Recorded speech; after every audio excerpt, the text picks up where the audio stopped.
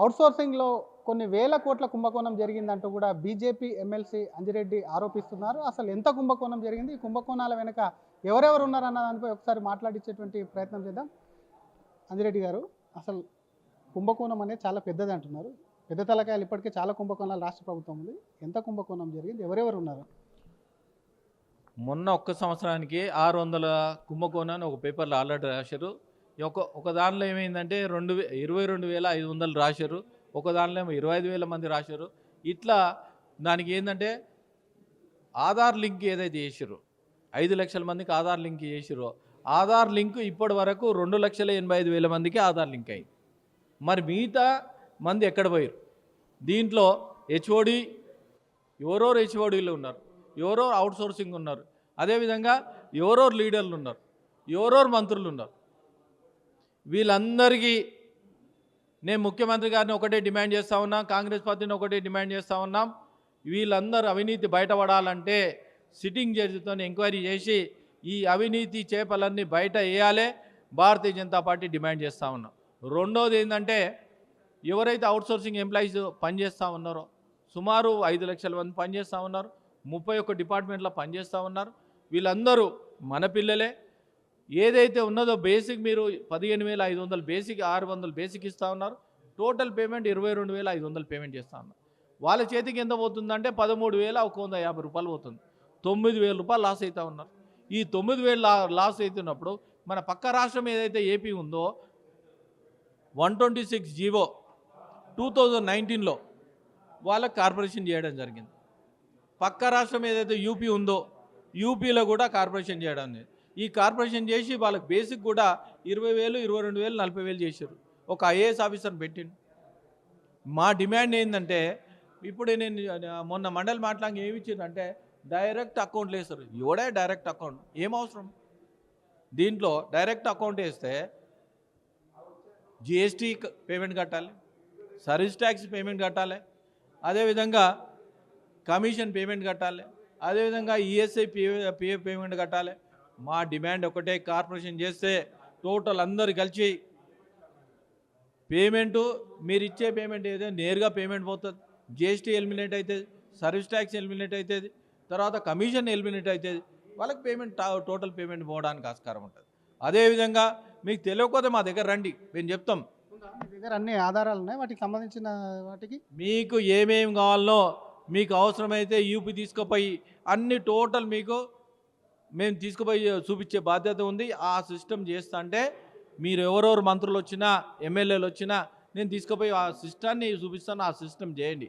ఎందుకంటే 5 లక్షల మంది 10 ఏళ్ళు పనిచేసిన వాళ్ళు ఉన్నారు, 15 ఏళ్ళు పనిచేసిన వాళ్ళు ఉన్నారు, 20 ఏళ్ళు పనిచేసిన వాళ్ళు ఉన్నారు. వాళ్ళ పిల్లలు పెద్దగా అయ్యారు. అయినా కానీ ఆ శాలరీ అంతే వస్తుందంటే అరే ప్రైవేట్ కంపెనీలో పనిచేసినా కానీ ఒక దగ్గర పనిచేసినా కానీ కనీసం యజమాని కనికరించి వాళ్ళకి శాలరీ ఇంక్రీజ్ చేస్తూ ఉన్నారు. నేను ఒక దగ్గర ఒక ఎంప్లాయీని సార్ ఇట్లా తీసేసిరని అడిగిన. ఏం బాబు నేను ఎందుకు తీసేసారు అంటే, సార్ పలానా 2-3 వచ్చి ఆ పైసలు ఇస్తే పలానా వాళ్ళు పైసలు ఇచ్చిరని నేను బయట పైన ఆఫీసర్ చెప్తే అది అవుట్సోర్సింగ్ వాళ్ళకి నాకు చెప్పి నా జీతం నా ఉద్యోగం తీసేపిచ్చారు సార్. అంటే ఉద్యోగాలు కూడా వాళ్ళకి గ్యారంటీ లేదు, వాళ్ళకి క్రమశిక్షణ పనిచేస్తే కూడా వాళ్ళకి గ్యారంటీ లేదు. మేము డిమాండ్ చేసేది ఏంటంటే ఆ డిమాండ్ను భారతీయ జనతా పార్టీ వీళ్ళు 2 నెలల లోపల కార్పొరేషన్ చేయకపోతే ఈ 5 లక్షల మంది ఎవరైతే ఉన్నారో పెద్ద ఎత్తున మా ఎమ్మెల్యేలైనా ఎంపీలైనా ఎమ్మెల్సీలైనా టోటల్ పెద్ద ఎత్తున ఇందిరా పార్క్ ధర్నా చేస్తే గవర్నమెంట్ షేక్ అవుతూ ఉంటుంది. వాళ్ళ ఓట్లు తీసుకొని మీరు గెలిచిరు, కనీసం వాళ్ళ మీద కనికరం లేదు. పక్క రాష్ట్రం చేసింది, ఆ పక్క రాష్ట్రం చేసింది, ఇంత లాస్ అవుతుంది అన్నప్పుడు కూడా ఈ తిమింగలాలు ఎవరైతే పెద్ద పెద్ద చేపలు ఉన్నాయో ఎవరెవరు దీనిలో అవినీతి పరులు ఉన్నారో సిట్టింగ్ జడ్జితో ఎంక్వైరీ చేస్తే 8,000 కుంభకోణం జరిగిందో బయటపడుతుంది. బయట పెట్టాలి. అదేవిధంగా అవుట్సోర్సింగ్ అయిందాక మేము దీన్ని వదలం. ఎట్టి పరిస్థితుల్లో పెద్ద ఎత్తున ధర్నా కార్యక్రమం కూడా తీసుకుంటామని భారతీయ జనతా పార్టీ తరఫున తెలియజేస్తా ఉన్నా. తిమింగలాల డేటా ఏమన్నా ఉందా మీ దగ్గర? ఎట్టి పరిస్థితుల్లో బయట వస్తుంది. అది ఎవరైతే అవుట్సోర్సింగ్ దానికి ఇంప్లీడ్ ఉన్నారో ఒక్కో అవుట్సోర్సింగ్ ఉంది, ఒక్కో అవుట్సోర్సింగ్ ఒక్కోరు లీడ్ చేస్తూ ఉన్నారు. దీని రాజకీయ నాయకులు ఉన్నారు, అధికారులు ఉన్నారు, వీళ్ళందరూ బయట రావాలి. ఈ బయటకు వచ్చినప్పుడే ఎవరైతే గరీబ్ వాళ్ళు ఉన్నారు, చెమట కార్చి వాళ్ళు గరీబ్ వాళ్ళు ఉన్నారు, ఎంతో కష్టపడతా ఉన్నారు, కనీసం 8 గంటలు కష్టపడి. అదేవిధంగా ఈ జీవో ఏదైతే మనం కార్పొరేషన్ చేస్తామో ఎస్సీ వాళ్ళకు, ఎస్టీ వాళ్ళకు, బీసీ వాళ్ళకు, మహిళలకు పర్సంటేజ్ వైజ్ ఇచ్చేసి ఎకనామికల్ బ్యాక్వర్డ్ క్లాస్ ఎవరైతే ఉన్నారో వాళ్ళందరికీ యాజ్ పర్ రిజర్వేషన్ మనం ఏ విధంగా అయితే ఇస్తామో ఆ విధంగా ఇందులో ఇంప్లిమెంటేషన్ అయ్యి దానికి ముందుకు పోవడానికి ఆస్కారం ఉంటుంది. ఎవరైతే యువత ఉన్నారో వాళ్ళందరూ పనిచేయడానికి రెడీ ఉన్నారు. యువతకు గ్యారంటీ కల్పించాలి, మినిమం టైం స్కేల్ ఇవ్వాలి, ఎంటీఎస్ కంపల్సరీ ఇవ్వాలి. జాబ్ గ్యారంటీ లేనప్పుడు వాళ్ళు ఎంత పని చేసినా వాళ్ళకి సాటిస్ఫై లేదు, వాళ్ళు పండుకుంటే నిద్ర పడతలేదు, వాళ్ళ భార్య పిల్లలు ఏ విధంగా తిండి పెట్టాలని చాలా అధోగతంగా ఉన్నారు, చాలని బతుకులతో ఉన్నారు. అరే తిండి తినాలంటే నా పిల్లలు ఎట్లా తింటారు అని.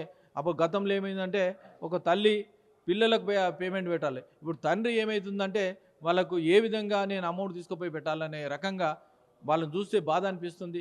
ఎట్టి పరిస్థితుల్లో ఇది 100% కార్పొరేషన్ చేసిన దాకా భారతీయ జనతా పార్టీ ఎంబడగలుగుతుంది. అవినీతి చేపలు తీసిన దాకా లేదా మా గవర్నమెంట్ వచ్చిన తర్వాత ఆ చేపలను ఒకట ఎట్టి పరిస్థితుల్లో వదలమని తెలియజేస్తాం. ఇప్పుడున్న కేంద్ర ప్రభుత్వానికి ఏమన్నా ఆధారాలు ఇచ్చే ప్రయత్నం చేస్తారా, గవర్నర్ కానీ కేంద్రానికి కానీ? ఎట్టి పరిస్థితుల్లో గవర్నర్ కూడా రిప్రజెంటేషన్ మేము ఇస్తాం, కేంద్ర ప్రభుత్వానికి కూడా మేము చెప్తాం. అవసరమైతే కోర్టులో కూడా వచ్చి దీని ఎంక్వైరీ కూడా ఏమని కూడా మేము చెప్తాం.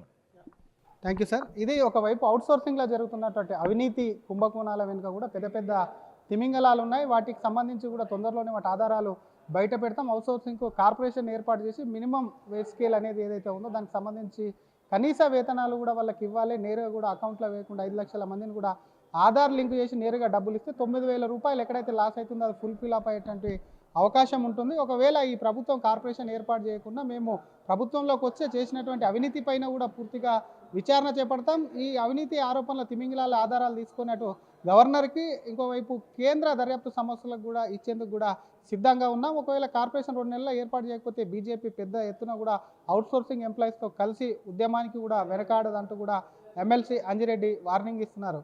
కెమెరామెన్ గజప్తో Sridhar, RTV, Hyderabad. Local to global news at your fingertips. మీ చేతిలో ఒక ఆయుధం. Download R TV app. Media legend Ravi Prakash is back.